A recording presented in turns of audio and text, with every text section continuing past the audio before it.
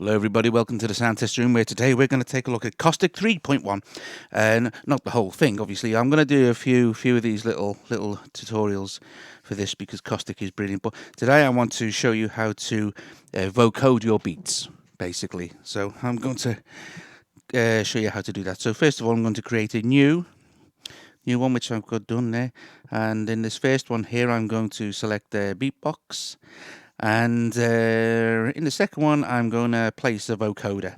So that's quite simple and straightforward. So first of all, and I'm going to select a kit, and I'm going to use the Ace kit for this. So it's a bit quiet there, isn't it? So we can turn the volume up a little bit for that, so you can hear what's going on. So and then I'm going to let me see what my metronome is here. Right, okay, so one of the new features in 3.1 as well also is the ability to have a counting up to 4 bars. So we'll leave it on 2, and there's the volume for the thing there. So that's that, so we can make sure. And we're going to set our pattern. If we go here, let's see, let's go to our, sorry about that. Let's just go to our, so each of our, that's for our vocoder. Yeah, so we're going to just adjust the length of our pattern here. So we just touch grid and we'll go times 2, and that'll do. Yes. So that's fine. And we'll go back up now. Okay, so I'm going to start by just recording a little beat sort of thing. So let's go. So we can hit record, and now we'll get our 2-bar counting.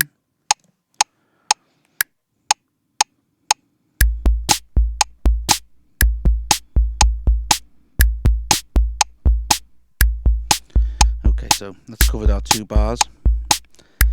Start again.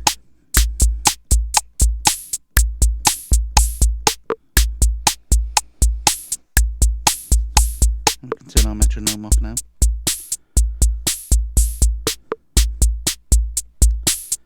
Okay.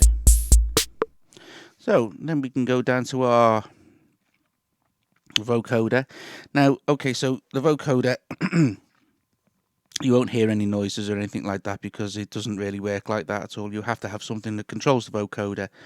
So you have the carrier, which is the thing that's going to be used to control a vocoder, and then you need something feeding into the vocoder. Usually people feed vocals into vocoders, obviously, than ISO, but we're going to use it to do the drums. So if we hit here, this little jack plug thing here, we can go through all our things that are in here. Now we know that we've only got beatbox loaded, but we could go through them all. And then we have 6 slots where we can put different instruments as well for each vocoder. So that's fine. So we still won't hear anything now until we start playing our vocoder, our drums. So let's play our drum pattern. And you see,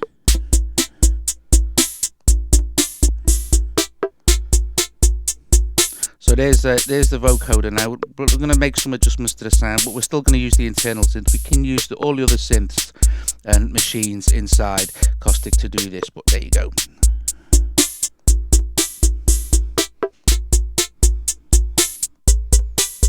So I need to set my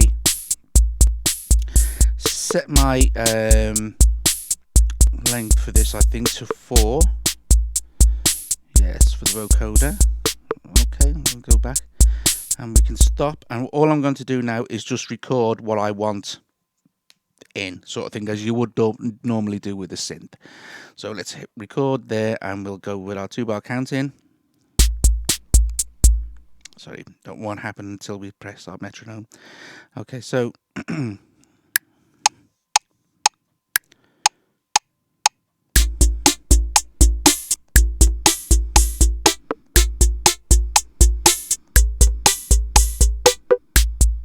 now you can stop record. Now you can see we've recorded our notes, and if we go to the MIDI editor for the vocoder, you can see that those notes have recorded over our 4 bars. Okay, but we can't hear anything. This is because we need to send the information that we've just recorded to the drum machine, which is the set modulator for this pattern. Now this may sound a little confusing at first, but you know, in the Vocoder MIDI section here, which is this, so you have your vocoder there, and you're directly below the MIDI editor. If you go all the way to the bottom here, from C1 up to, you will see, I don't know, I hope you can see, but the first modulator there, these are the modulators. These first set of keys are the modulators, and you need to have, so we've got the 4 beats here, and we want the vocoder to trigger the beatbox for all those 4 beats. So we don't need to worry about specific patterns here. And what we're going to do is just, let me increase the note size there. We're going to put that one in there, and we're going to put it again there to trigger it again, and then we're going to put it again to trigger again, and we're going to put it again to trigger now. So we have, in all the parts of the MIDI sequence that we want our beatbox to be triggered by the vocoder. So if I play now, what should happen is you will hear more or less what I played. So let's see.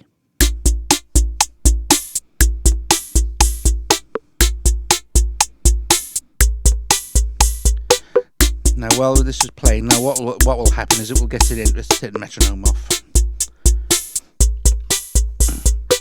And it'll just go back to the beginning. Now we can start adjusting our sound.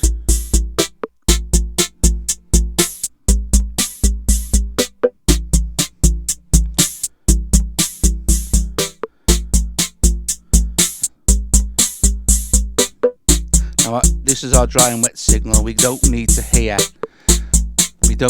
the drum machine because we're already hearing it. But if we hit over to our mixer here, we could, and then there's just the vocoder.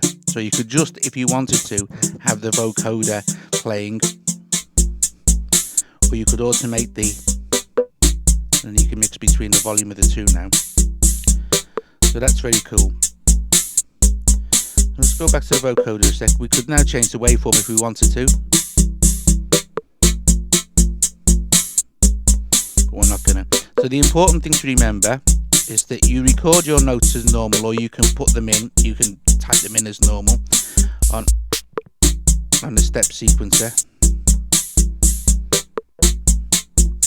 like that. Now there's loads of other neat stuff you can do with the vocoder.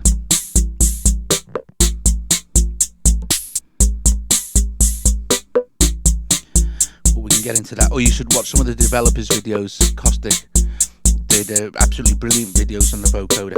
Now I'm going to show you another neat trick now. If we go to the mixer now we know our global delay is all set up as well. So what we're going to do now is add a little bit of delay, but just to the vocoder, and you listen to see. If you're not listening through headphones to this, really just grab a pair of headphones and put them on just to listen to even just this bit. But listen to this now.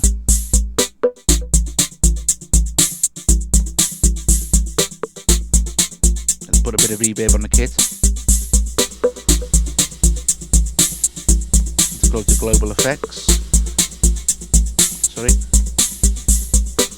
Master effects, sorry.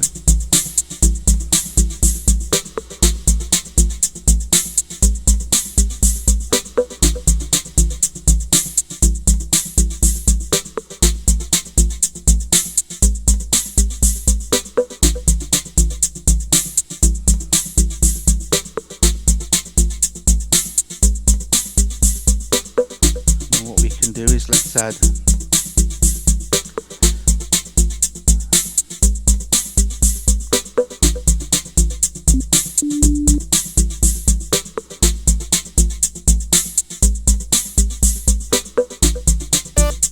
and let's drop it down a few octaves there. So just to finish this little tutorial off, I'm just going to add a little bit of, actually one second, of bass. Yep, I'm just going to add a little bit of that to that. Let's turn the volume down just a touch. And set our metronome off. And this. And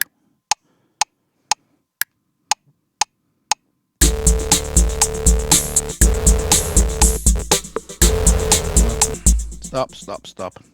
See what I did there? Right. So this is something you need to you need to always check that you've done properly. If we look at the MIDI controller for subsynth now, you will see that I did not. It's just on one bar. So what we're going to do is we're just going to select all and delete all those notes that I just put in. Go back to our grid there and select it for 4. So we want it to go over 4 measures because each note is 1 measure, and it defaults when you're loading this. It defaults to 1 bar. Okay, so that's important to remember. Okie dokie. So let's just nip back to our subsynth now. Right, all right. So this will work fine. Now we've got our metronome on. Stop. Let's go.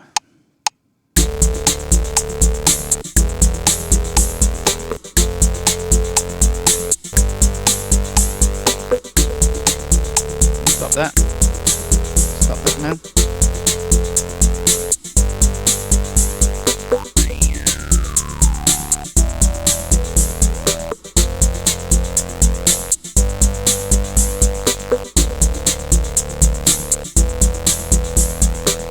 Let's add something to that subsynth.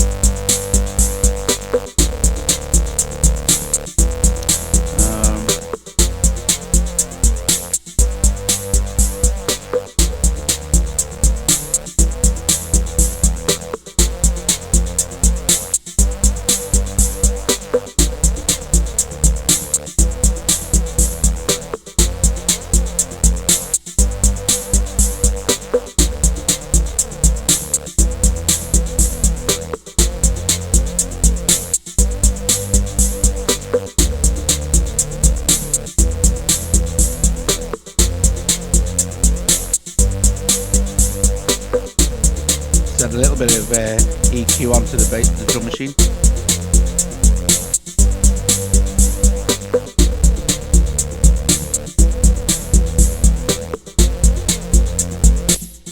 So there you go, guys. Here's quickly how to set up your thing, and then you can add your patterns. That should go over 4, and subsynth will go over 4, and we can add another A1 there as well. And now if we go into song mode, that's what we'll have our.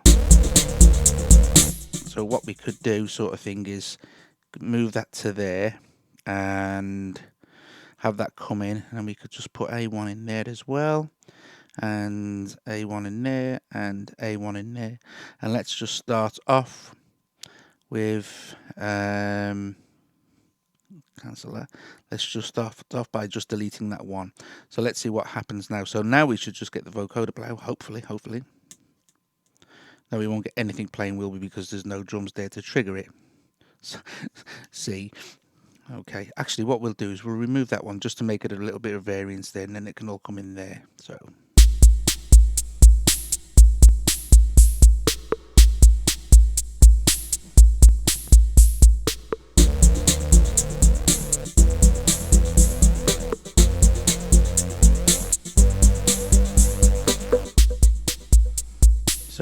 there you go, guys. There's a quick look at how to vocode your drum patterns. Of course, you can vocode anything you like, but I just think it sounds neat doing it with drums. I think it gives a really good effect. All right, guys. Hope you enjoyed this, and I'll see you later.